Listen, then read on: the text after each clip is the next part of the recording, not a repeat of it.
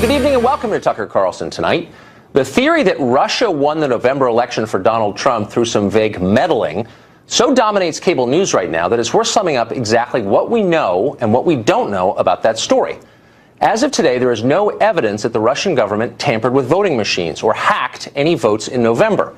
There is no evidence that Russia collaborated with Donald Trump or his campaign to win the election. There is no evidence that Russian propaganda swung a single vote away from Hillary Clinton. There is, in other words, no reason to believe that Russia changed the course of American political history. There is merely innuendo and conspiracy mongering and connecting probably irrelevant dots. Lee Harvey Oswald spent time in Mexico City? Okay, but what does that mean exactly? Nothing significant that we know of. So why does this story persist, indeed grow by the day? One reason is that organizations like NBC News, and particularly its cable outlet, MSNBC, have gone to remarkable lengths to keep it alive. Well, it turns out there's more than a little irony here. Complaints from NBC about election meddling? Given that company's conduct over the past 6 months, that is a bit rich. Consider the infamous Access Hollywood tape. Now, if you were living in America last fall, you certainly remember it. The shocking and vulgar remarks, the immediate and disastrous effect that tape had on candidate Trump's poll numbers. It was a political bomb detonated in the final days of the most intense political race of our lifetimes. The fallout was so overwhelming that few paused to consider where that tape came from. So let's consider that now. That tape belonged to NBC. It was shot by NBC cameramen for an NBC show on NBC property. So how did it wind up in the hands of the Washington Post, which broke the story? How, in other words, did valuable intellectual property from one news organization end up benefiting a competitor? Intentionally. That's the short answer. According to sources at NBC, the Access Hollywood tape was leaked to the Washington Post with the full knowledge of NBC brass. That would include news division head Andrew Lack. NBC's motive? To derail the Trump campaign 2 days before a presidential debate. Now, keep in mind that the Access Hollywood tape had been sitting in an archive since it was shot 11 years before. NBC executives had known about its existence since at least last summer, months before it aired. Concerned about being accused of partisanship and perhaps worried about California's strict wiretapping law, which prohibits the recording of subjects without their knowledge, the network sat on it. But as November approached, the temptation to shut down the Trump campaign became too much. And so NBC rose to the defense of Hillary Clinton and leaked that tape. And then they lied about it. Now, if you're a news organization and someone stole the story of the year out of your office, wouldn't you want to know how that happened? You'd think you would. And yet, as far as we can tell, NBC News has never conducted a meaningful internal investigation into how that tape wound up at the Washington Post. That's because they already knew the identity of the leaker. It was them. Now, all of this is more or less common knowledge, or at least commonly suspected in the tiny world of the TV news business. As we said, Andrew Lack knew about it. So apparently did Today's Show anchor Matt Lauer. And yet, until now, nobody bothered to tell the public. We're doing that. By the way, we asked Lauer and Lack and the NBC PR department for their response to all of this earlier today. They declined comment. Still, the obvious question hangs in the air since we've been talking so much lately about election tampering, and it's this.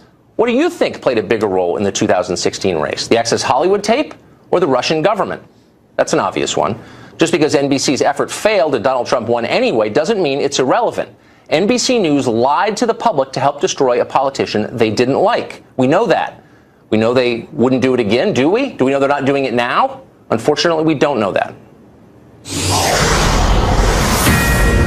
And now to a Fox News alert. The hits keep coming. NBC at it again. This time their cable outlet has reported what it says is President Trump's tax returns from the year 2005. The White House has responded tonight. Trace Gallagher is here with the details. Hey, Trace.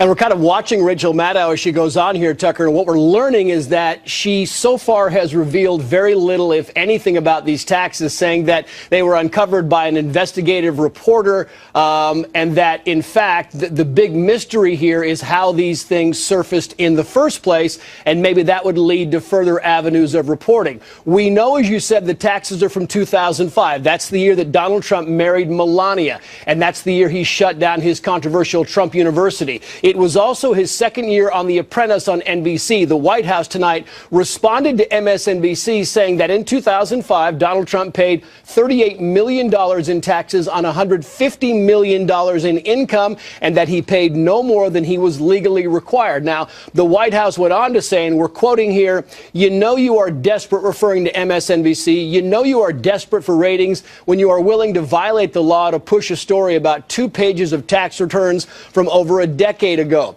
Of course, income wouldn't be the big revelation here, considering that we know in 1995, Mr. Trump declared a $916 million loss, which would have allowed him to legally avoid paying any taxes for up to 18 years. Also on the show, we expect in the next few minutes will be this Trump biographer and investigative journalist David K. Johnston, who is the one who apparently obtained these tax returns. He was billed as also being a financial and tax expert reporter. Last year, Johnston is also the one, you may recall, who asked the New York Attorney General to investigate Trump's charitable foundation as well as his tax returns. What journalists have been actively looking for in any of these tax returns or documents is any financial ties, particularly suspect financial ties, maybe even to Russia.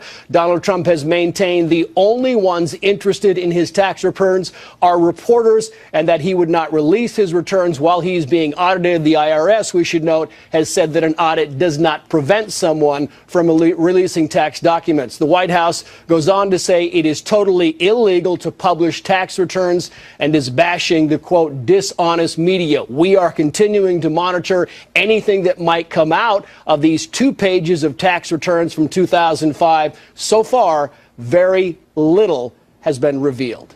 Tucker. Thanks a lot, Trace. We're joined now by our colleague Kimberly Guilfoyle. She is also an attorney. Kimberly, there's a lot about this story we don't know. It's unfolding even as we speak. But the White House somehow had foreknowledge of this before it aired. It's airing right now on another channel. How do you think, where did this come from? What's the backstory? Any idea? Well, I was listening in my other ear to Rachel Maddow, to her program, and basically she said there was the subject of an investigation. Investigative reporter provided this information. As an attorney, I will tell you that I would begin to question right away the legality of this, how they were able to obtain this, and clearly this is another political move to try to discredit the presidency of Donald Trump, so it comes as no surprise to anybody that politics is at play here. Trace is right, and he said in his reporting to you that, in fact, there was some kind of nefarious relationship, is what Rachel Maddow is saying, between Donald Trump and a Russian oligarch that purchased a home for $100 million. And she said, why was there all of a sudden this windfall of an additional $60 million more than the house was originally worth at $40 million? So trying to say, again, to tie into the Russian narrative, that there's some kind of untoward conduct, that perhaps that should be looked at. Because other than that, what you see is that Donald Trump is a very wealthy man. Shocking. Donald Trump paid a lot of money in taxes, some $38 million in taxes that year. So what else is there to say that's really that shocking or revealing? She has a couple pages of it, so she's going through that. And again, it's primarily focusing on what was this real estate transaction, and that was the last thing that she was talking about, and trying to make some kind of connection there, some nexus, and then, of course, tying in. And she even mentioned Wilbur Ross and past jobs that he's had, trying to tie it into the Trump administration. Right. Who was seen, I think, on the grassy knoll. If anything, this sort of highlights the need for tax reform. So $38 million on 150, if legal, and they're saying it is, no one's alleging otherwise, is a much lower rate than I pay. So there's that. And but he has suggested, in fact, tax reforms himself, you know, in terms of saying what people should be able to pay, et cetera. So to me, I'm not sure. I mean, perhaps they're going to get to more on the story here. Right. But obviously, yes, this is an attempt at a ratings grab, an attempt also to try to, again, like, poke the cage politically and, you know, stir the pot as it relates to the Russian relationship, which you've seen that really heavily covered by the mainstream media, you know, almost every single day, to the point of exhaustion. And that's what we're seeing right now again. So to me, so far, legally, there doesn't appear to be any propriety whatsoever as it relates to the return, which was properly filed based on the tax laws at the time. Right. Was it properly obtained, though? That's the question. I think most of us file our taxes and imagine they're kind of private information, sacrosanct, actually. So how would something like this become public? So she's saying that somebody has turned this over to them, or to the powers that be at MSNBC, or to her team. She's an investigative journalism, but somebody should get to the bottom of this, because the IRS or other people, this is just, again, more of a story we've been covering, which is leaks, more leaks. Who, in fact, would turn over this private and confidential privileged information? They're doing so at their own peril, because if you find out who did this, there could be serious, you know, legality issues here. And also, I'd be concerned, you know, as a journalist, if you proffer this information and essentially publish somebody's tax returns and their private information. Yeah, I mean, what's ironic, of course, is I think a lot of people in the press assumed that President Trump had paid nothing in taxes. That was certainly the allegation, and he didn't really deny it, actually, during the campaign. Here you have him paying $38 million on 150. The final question, is there any scenario that you can think of where a tax return might be public, other than if it was released by the person who filed it? Yeah, other than somebody filing it themselves, no. But she doesn't have the complete return, so there's just a couple pages that she's focusing on, I believe, like the 1040 statement. So, we'll have to see what the rest of the reporting on it, reveals. But right now, the headline, the thrust of it was Russia, real estate, oligarch, buzzwords that they're using to try to demonize and scare everyone. But they like to throw out the oligarch thing because that makes everybody shock and awe. Russia. Right, Russia. KG, it's great to see you tonight. Thank you for that. Just don't say KGB. I will not say KGB. Oh, my goodness. Well, we're joined now by Joe Concha, who writes about media for The Hill newspaper here in Washington. So, Joe, great to see you. We opened this show tonight with a story that I think is significant. It's come to our attention, and it's true, that NBC brass, the people who run it, Andy Lack, who runs the news division, knew that the famous Access Hollywood tape was being leaked to the Washington Post, that it was done intentionally because they wanted to distance themselves from Trump, but they wanted to hurt Trump before the presidential debate 2 days later. Does that come as a shock to you, who covers television? Well, first I have to push back a little bit. We don't know definitively that Andy Lack had knowledge of that. I understand that it's scuttlebutt within our bubble, but we don't have a definitive report or confirmation of that. I can say that definitively, yes. Okay, you could say that. Yes. I'm hesitant to do that. Right. Look, I would think that given that tape, Access Hollywood, bombshell revelations, would have not only changed the presidential election, but the entire course of the country forever. Think of Trump, Clinton, the different agendas, Supreme Court justice, you go down the line. It is huge. And I would think, I get it's 11 years later and you got to connect a lot of dots and go back, but you at least try, and you at least try to do an internal investigation to figure out where that tape went, because I'm sure that more than a couple of people know exactly what happened there, and you at least make the effort. But from what I can tell, that effort hasn't been made, or it hasn't been made public that it's been made. And I would think if they did make an investigation, they would make that known to the public. Well, and we asked them today that exact question. Where's your internal investigation? And they refused comment. I mean, look, if someone stole the biggest news story of the year out of your office, you might want to find out how that happened. But the bigger, if you take 3 steps back, story is this. Here, a news organization had this tape, and no one's claiming the tape wasn't real. President Trump said what he said on the tape. Sure. I'm not defending it. But that was their intellectual property. They owned it, and yet they surreptitiously fed it to another news organization. Can you think of any precedent for that? Have you ever seen anything like that or heard of anything like that ever? No, I've never seen that actually happen, Tucker. But I'm sure that NBC News would have wanted their hands on it first, and how it got to the Washington Post. Again, that's what investigations are for, and that's why you conduct them. But this is how things are now in news, Tucker, in terms of reporters asking people to commit illegal acts and leak information. Nicholas Kristof, and I asked your producers right before I came on, can you put together this tweet real quick that he put out last week? Nicholas Kristof won Pulitzers at the New York Times, and he actually solicited information on Twitter saying, please send Donald Trump's tax returns. There it is on screen. Here's the New York Times address.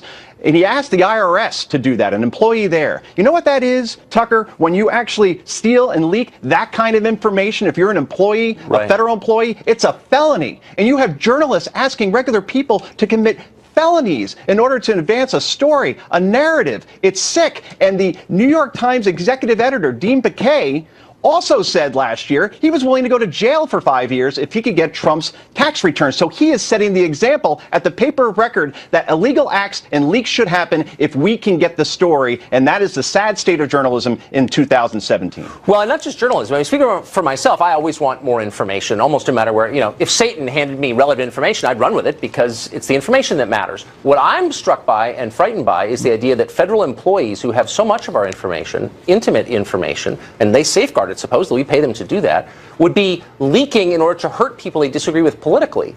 That's scary. From behind a cloak of anonymity. I mean, that's when you get government trying to destroy people on the basis of difference of belief. I mean, I can't imagine anything scarier than that. No, it should be very alarming for everybody out there. And with this report on MSNBC tonight, as far as the 2005 tax returns, the real story I can see so far is that those got leaked by somebody. Not what's in them, as far as I can tell, unless they're saving it for the end of the show. And that's what should be the lead story tomorrow, not what's in them. And I'll be very curious to see exactly what the New York Times and Washington Post and all of traditional media lead with in this situation. Well, I mean, and sort of bring it back to the first story very quickly. So the Access Hollywood tape breaks end of the first week of October, right before that debate. October 7th, yeah. Exactly, in St. Louis. And in the kerfuffle over it, I didn't hear anybody ask the obvious question of NBC, which is, hey, this is your tape. You've had it for 11 years. You knew it existed.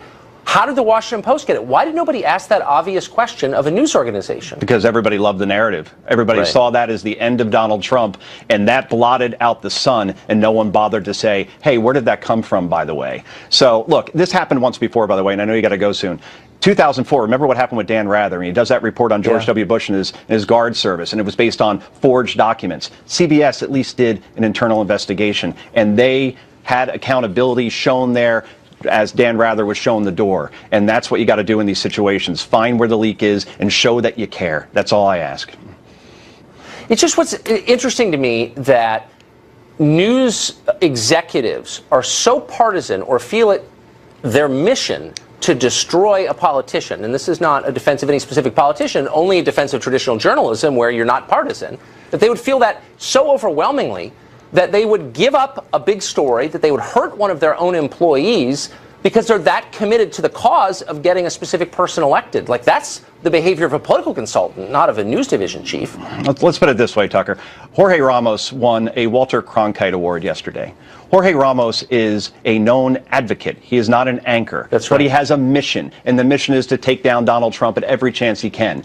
So then the people behind the Walter Cronkite Award, which is obviously an iconic name in this business, and they say, we're going to give it to Jorge Ramos, not because he's doing good journalism, because we agree with the message. And that's the state of journalism today, where it's all about the narrative and not about the responsibilities that we're supposed to have, which is to be objective. Here's what Ramos said last year. He said, neutrality is not an option when it comes to Donald Trump, and he gets a Walter Cronkite Award. Right, and the problem is not that they have opinions. I have tons of opinions. The problem is you're not an anchor. You're so emotionally engaged in a story that you can't see it clearly. You should not be covering it. If you're waking up in the middle of the night in rage over something, whoa, back off a little bit, and these people aren't. Will you stay right there for a second? I want you to react to this. This here is the full statement from a senior administration official about tonight and about those tax returns from 2005. We're quoting now. Okay. You know you are desperate for ratings when you're willing to violate the law to push a story about 2 pages of tax returns from over a decade ago.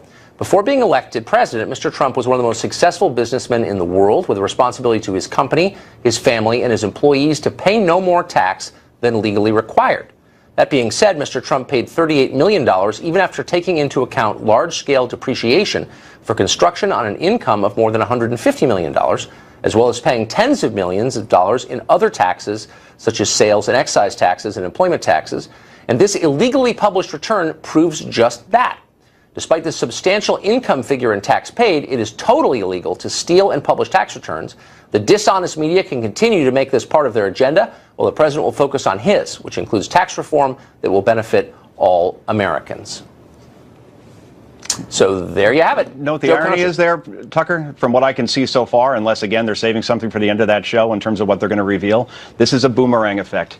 And it's supposed to be an object thrown at Donald Trump to hurt him. And instead, it's going to come right back, and this will hurt media and the people against Trump even further, because this, as far as I can tell, is a nothing burger. Unless there's something else there that I'm missing, this is going to have the same boomerang effect that his 95 tax returns had during the election, where everybody said, see, Donald Trump, you didn't pay a lot of taxes. And Trump actually turned it, I think, into a positive, where he said, yeah, I know the tax system. I didn't pay what I didn't have to pay. And people were almost applauding, like, yeah, I would do the same thing. So that's the effect I think seeing here. When you try too hard to go after somebody, it's a boomerang effect. You end up hurting yourself. Yeah, it makes me anxious for tax reform. Under 30%, I look on in envy. As it counts. But, you know, it's more than zero, which is what a lot of people thought. Joe, thanks a lot for this. I appreciate it. Thanks, Tucker.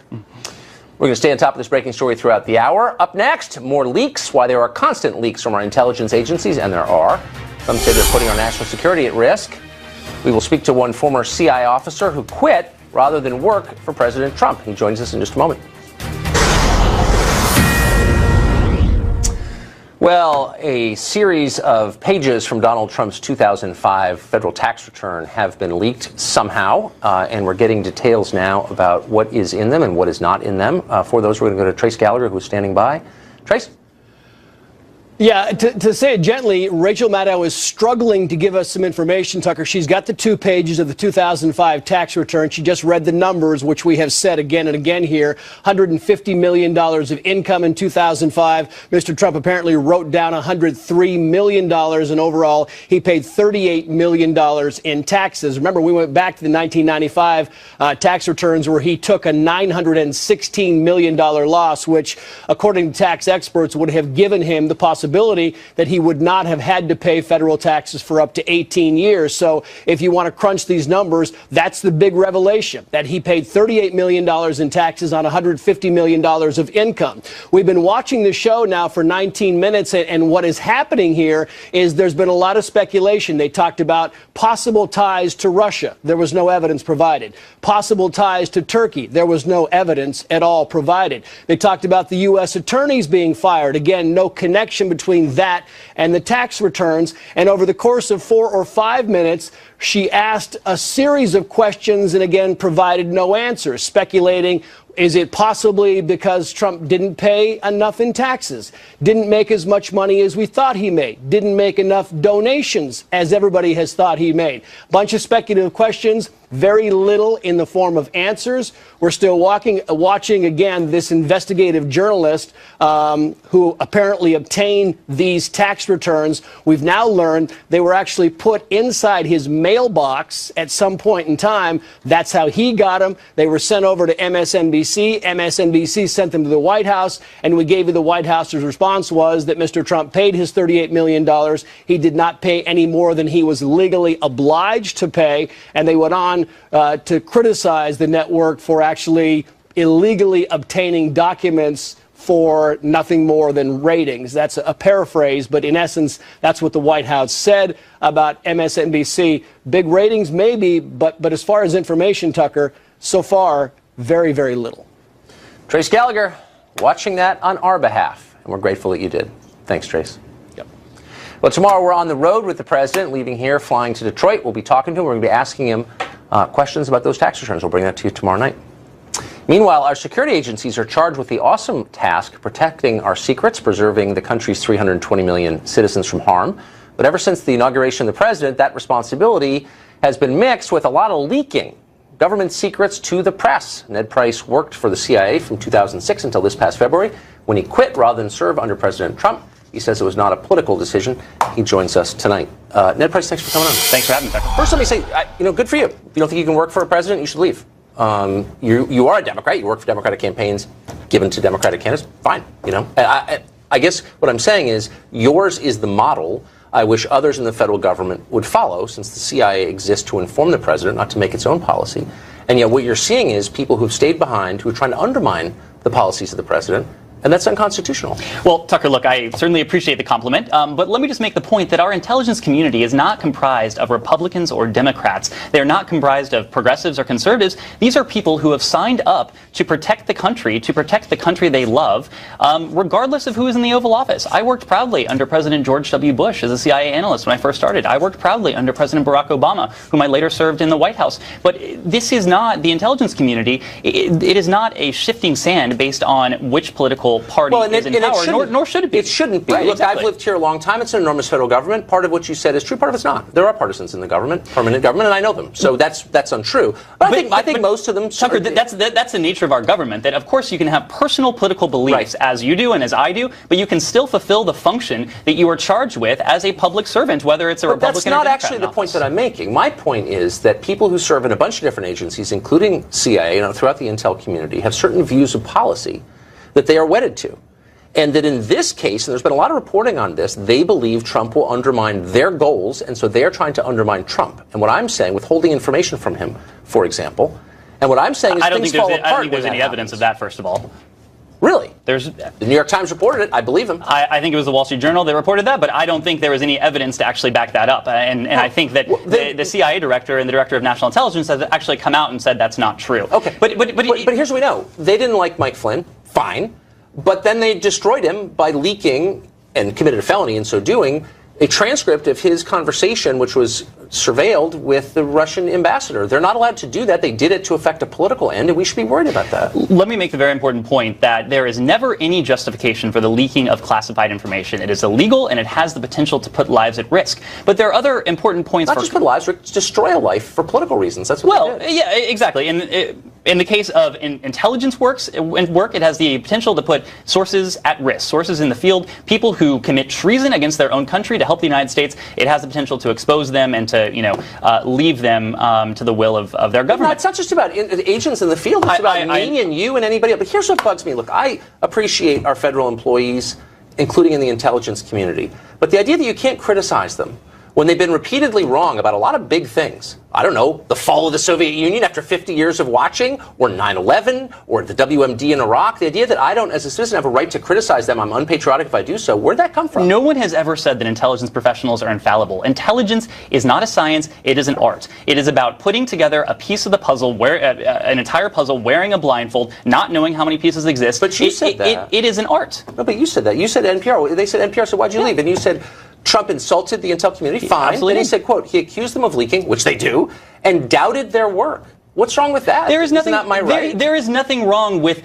doubt, with being skeptical. What the point I was making to NPR is that President Trump, who was then the GOP nominee at the time, in the third debate, just casually cast aside the high confidence assessment of all 17 intelligence community agencies that Russia had meddled in our election. He didn't have any proof otherwise. He didn't have any justification for it. He just said he didn't believe it. Well, they didn't have any proof either. And by the way, all of our Stansfield Turner, who ran CIA, as you know, for an awfully long time, said when the Soviet Union fell, no one there knew this was going to happen. Tucker, is someone so that's not crazy. A consensus is not the truth. As someone who spent years working on analysis within the CIA, yeah. I know that a high confidence assessment, there is something to that, and a high confidence assessment that is signed onto by 17 intelligence communities agencies, all 17 agencies. Are there really 17? What are the 17 intelligence agencies? People throw that around. I don't know what they are. What are they? There's a CIA, there's a DNI, there's a DIA, there's the FBI, there's the NSA. You go on and on and on. No, that's 5. I mean, I don't know that there are 17 intelligence agencies. Why does everyone say that? I'm not just sincerely. Okay. I wish someone would email me and tell me what they are. I can get you a full. Because every night the guest is like, all 17. Really, what are they? If you want to know all 17 of them, I'm sure we can provide that to you. I hope you will. But that's beside the point. The point. No, it's the point. It's that the point is, look, you're claiming knowledge of something that you haven't produced. If you're going to affect the political process with a claim, I, as a citizen, have a right to know what the heck you're talking about. Tucker, they produced their report. I read it. No, you didn't, because it's classified. No, I read the public summary of it. Yes. And it didn't tell me anything. Well, I'm sorry that's how you feel, but both in that January report and then in the October attribution statement on October 7th, all 17 intelligence community agencies signed on to this statement with high confidence that Russia was behind this. Subsequent to that, in January, they produced a classified assessment and an unclassified assessment that laid out their case in great detail. You certainly read the unclassified version, but there is a classified version that has data points. We got to go. We're out of time. Ned, it's great to see you. Come back. We'll be right back. Well, despite the bold pronouncements of congressional Democrats, and of course MSNBC, which is hyperventilating even as we speak, here's what we actually know. There's still no evidence that President Trump's campaign was co-opted by Moscow and its agents. But much like a cargo cult builds runways in hopes that cargo planes will land on them, some don't believe it. For example, Congressman Eric Swalwell of California has created an entire webpage chronicling Donald Trump's connection to the Russian homeland in hope that evidence Trump is a Russian agent will manifest itself eventually. Congressman Swalwell joins us now from Oakland. Congressman, great to see you. You too, Tucker. So I went to the site, which is actually pretty well done and kind of interesting. Thank you. A little florid, I would say. But you have this whole section, and I'm quoting now, Russia, not our friend. And so I wanted to ask you, how far are we willing to go with this new Cold War that you guys have started? I mean, where's this going to end up? Do you anticipate a conflict with Russia, a military conflict? If they really hacked our democracy, as you said, why wouldn't we just attack them?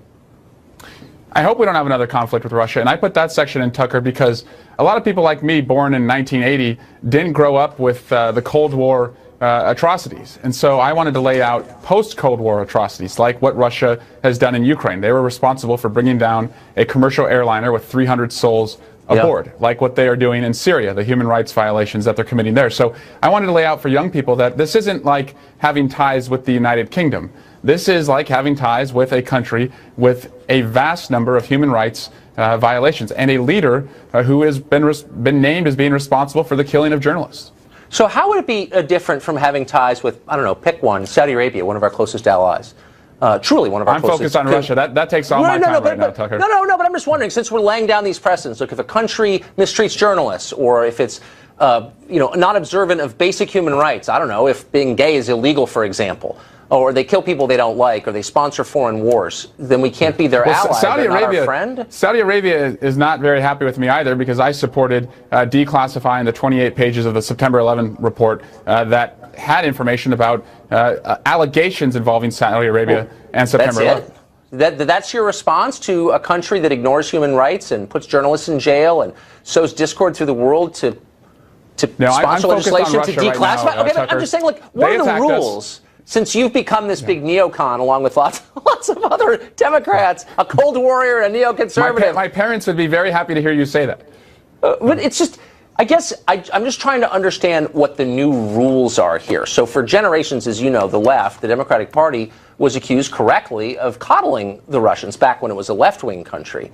And now all of a sudden they've come back and said the problem with Republicans is they're not worried enough about the red menace. So I'm just going forward, like, how do I know when a country is, quote, not our friend? Yeah, well, I'm living in the now, and this is a country that is not our friend right now. It's a country who attacked us in the last election. It's a country where Donald Trump and people on his team have very deep personal, political, and financial ties. And the question that everyone wants answered is, did those ties extend to working with the Russians while they were attacking us? And that, I think, calls for an independent commission. Get this out of Congress, take it away from the Trump administration, and let's get to the bottom of what happened. So one of the things you allege here, or you point out, and I think I'm quoting, is that Russia supports the Syrian dictator Bashar al-Assad, which is, of course, entirely true, and you disapprove of that. Who should we be supporting? Who should be in charge of Syria? Since this is the real world, these are actual countries, you're an actual congressman, who should we be supporting in the Syrian civil war? It's not binary. It shouldn't be Assad, and it shouldn't be ISIL. And I think removing both of them from Syria would be a good thing. So nobody's in charge. It's just chaos. So who should we support? I mean, someone's got to run the country. It's a big country. It's a significant country, middle of Levant. It's a big deal. Who should run it? We should support anyone that doesn't support attacking America. ISIL is attacking America, and Bashar Assad has used chemical weapons to attack his own people, and also has allowed ISIL to grow because he's a motivating force for them, and then they're able to attack America. But we don't have to solve every problem in the world. Well, I'm just pointing out that Russia is not our friend. You brought it up. You said they're not our friend because they support Bashar al-Assad in Syria, which is a place most people couldn't find on the map. And my question is, if you disapprove of that, then who should run Syria? Since, I don't know, it's obviously of interest to you. Yeah, there's a lot of problems in the world right now, Tucker. I'm focused on the country that attacked us, and I think having an independent commission would help us get to the bottom of that. All right. Congressman, thanks a lot for coming on. Yeah, like your website. Up next, more on that news tonight. President Trump's 2005 tax returns have been leaked. Keep you updated on the developments as we get them.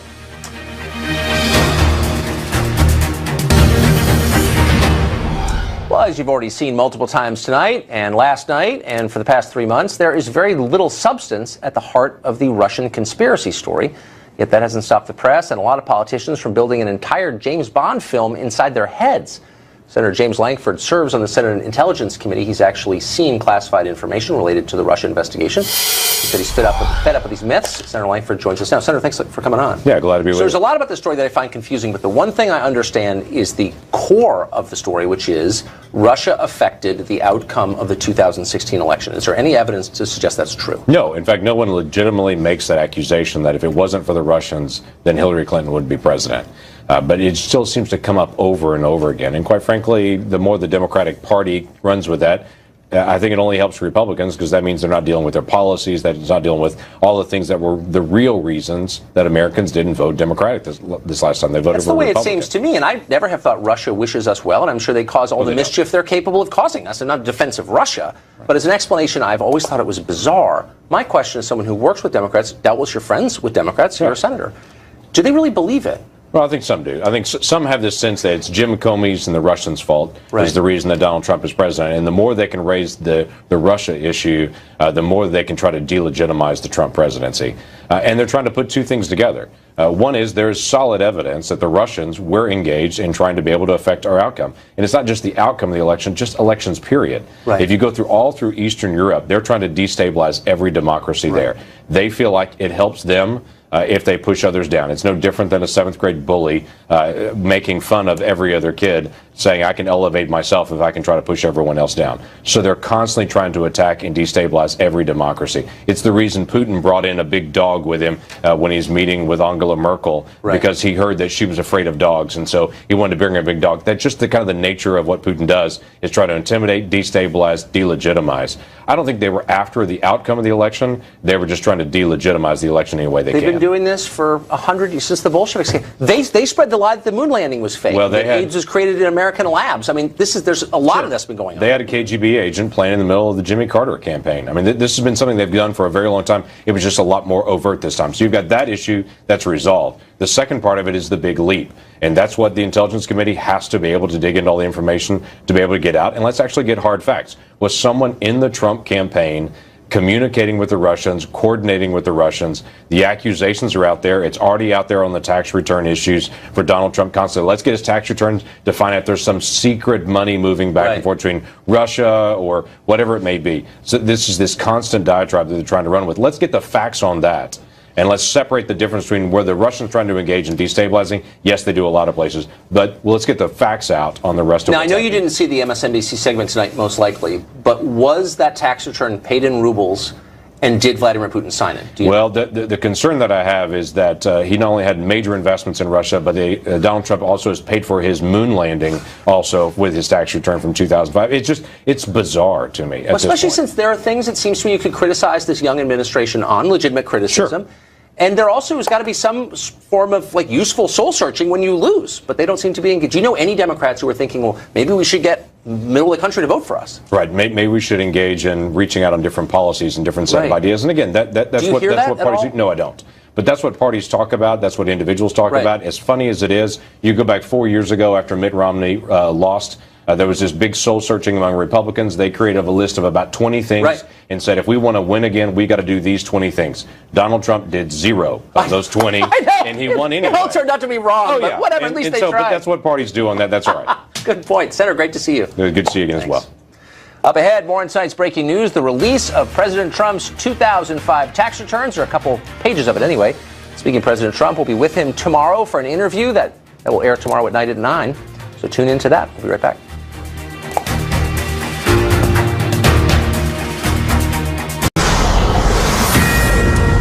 Well, President Trump's 2005 tax return has been leaked to the press. He paid about $38 million on about $150 million in income. That's about 25% effective federal tax rate. So it seems kind of low to those of us who are paying more than that. But here's some perspective on this. We did a little math in the commercial break. President Obama in 2015 in his federal taxes paid 19.6. So that's a lot less. Now, Senator Bernie Sanders, who thinks everybody ought to pay way more taxes because the rich are shafting the rest of us, what did he pay? 2014, Bernie Sanders paid an effective tax rate of 13.5. That's more than 10 percentage points lower than Trump paid in 2005. What does it all mean? I don't know. Trace Gallagher is here to figure it out. Trace? And we just heard from the journalist who actually obtained the tax returns, the 2 pages. They were put into his mailbox. He thinks they might have been put there by the Trump administration. He says his big reveal is that Donald Trump paid $31 million in alternative minimum tax, which he's against. He said without that, he would have only paid like $5 million.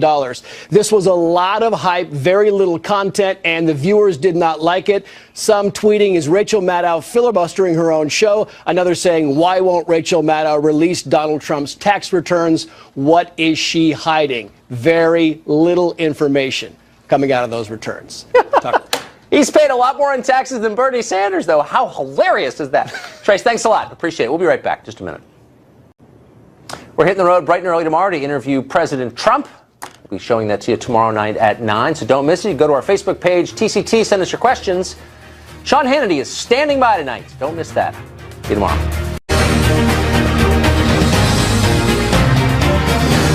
Well, good evening and welcome to Tucker Carlson Tonight. The theory that Russia won the November election for Donald Trump through some vague meddling so dominates cable news right now that it's worth summing up exactly what we know and what we don't know about that story. As of today, there is no evidence that the Russian government tampered with voting machines or hacked any votes in November. There is no evidence that Russia collaborated with Donald Trump or his campaign to win the election. There is no evidence that Russian propaganda swung a single vote away from Hillary Clinton. There is, in other words, no reason to believe that Russia changed the course of American political history. There is merely innuendo and conspiracy mongering and connecting probably irrelevant dots. Lee Harvey Oswald spent time in Mexico City? Okay, but what does that mean exactly? Nothing significant that we know of. So why does this story persist, indeed grow by the day?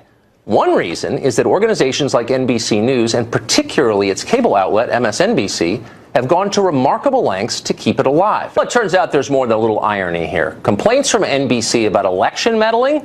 Given that company's conduct over the past 6 months, that is a bit rich. Consider the infamous Access Hollywood tape. Now, if you were living in America last fall, you certainly remember it, the shocking and vulgar remarks, the immediate and disastrous effect that tape had on candidate Trump's poll numbers. It was a political bomb detonated in the final days of the most intense political race of our lifetimes. The fallout was so overwhelming that few paused to consider where that tape came from. So let's consider that now. That tape belonged to NBC. It was shot by NBC cameramen for an NBC show on NBC property. So how did it wind up in the hands of the Washington Post, which broke the story? How, in other words, did valuable intellectual property from one news organization end up benefiting a competitor? Intentionally. That's the short answer. According to sources at NBC, the Access Hollywood tape was leaked to the Washington Post